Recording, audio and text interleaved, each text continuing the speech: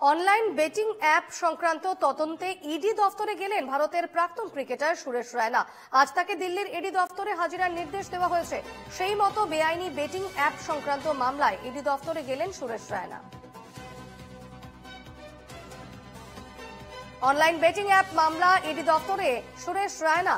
আজ ইডি দফতরে হাজিরার নির্দেশ দেওয়া হয়েছিল তাকে, এবং সেই মতো রায়না বেটিং অ্যাপ সংক্রান্ত মামলায় ইডি দফতরে হাজিরা দেওয়ার জন্য নির্দেশ তিনি গিয়েছেন এবং জিজ্ঞাসাবাদের জন্য তাকে হাজিরার নির্দেশ দিয়েছিলেন ইডি আধিকারিকরা।